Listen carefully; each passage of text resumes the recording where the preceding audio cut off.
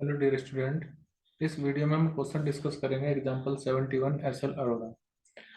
Question है a helicopter on a flood relief mission flying horizontally with a speed u at an altitude h has to drop a food packet for a victim standing on the ground.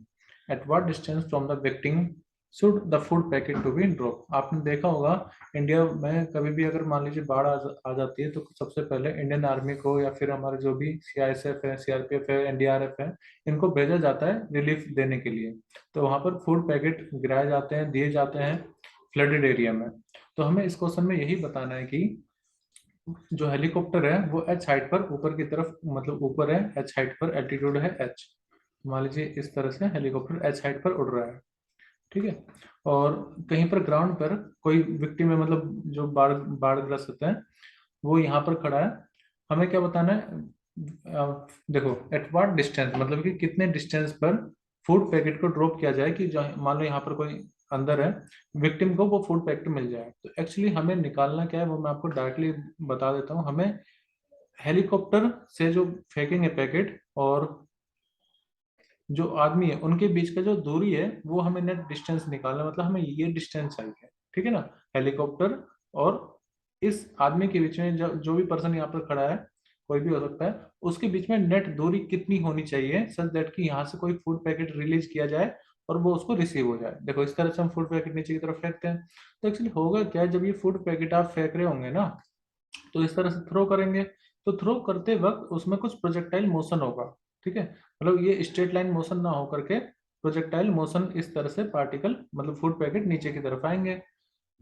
तो हमें यही पता करना है कि कितना distance होगा उनके बीच में। और जो इनिशियल स्पीड है वो हम गिवन है, इनिशियल स्पीड u है। तो मान लीजिए यहाँ से किसी पार्टिकल को हम फूड पैकेट को u वेलोसिटी से प्रोजेक्ट कर रहे हैं, तो ये हो गई हमारी u इनिशियल वेलोसिटी, ठीक है।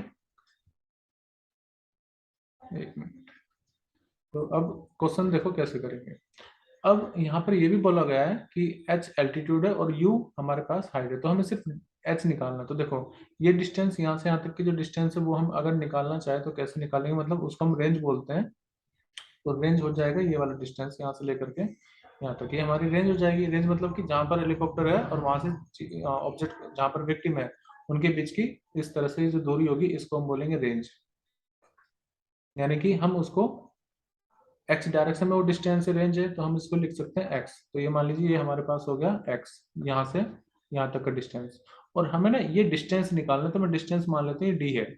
अब आप ये देखो एक राइट एंगल ट्रायंगल बन रहा है ना, तो अगर मुझे ये डिस्टेंस निकालना होगा तो मुझे ये करना होगा, पाइथागोरस थ्योरम लगानी होगी जो कि कहते हैं कि जो हाइपोटेनियस है, हाइपोटेनियस डी का स्क्वायर बराबर होगा एच का स्क्वायर प्लस एक्स के स्क्वायर के बराबर।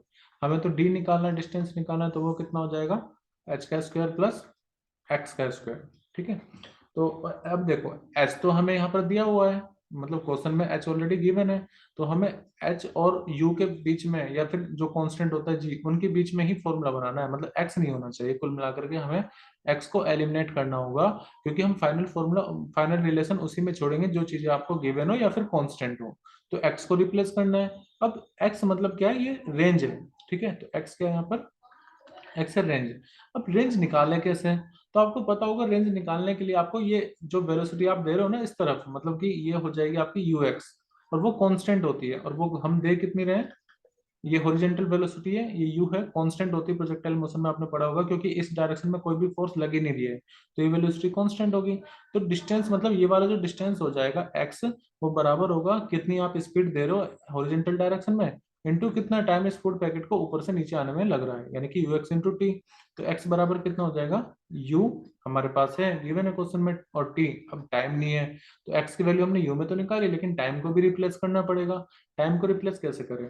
तो आपको पता होगा टाइम का फॉर्मूला, अगर किसी आप ऑब्जेक्ट को ऊपर से नीचे की तरफ फेंकते हो तो ये लगता है √2h/g। अभी आया कैसे इसके लिए मैं आपको थोड़ा साइड में बता देता हूँ।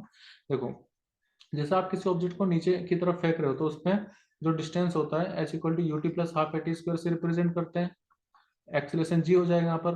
अब इनिशियल वेलोसिटी वाई डायरेक्शन में हमने कुछ देनी है, हम सिर्फ पैकेट को इस तरह से प्रोजेक्ट कर रहे हैं, तो इनिशियल वेलोसिटी कितनी हो जाएगी, 0। तो एच बराबर कितना हो जाएगा, हाफ जी टी स्क्वायर। और यहाँ से टाइम की वैल्यू कितनी आ जाएगी, √2h/g। ये ध्यान रखना, ये रूट कंप्लीट के ऊपर है। अब इस टाइम की वैल्यू जो हमारे पास आई है एक्स को, इसको हम यहाँ पर लिख देंगे इस वाली इक्वेशन में। तो एक्स बराबर कितना हो जाएगा यू, और टाइम की वैल्यू कितनी हो जाएगी 2h/g।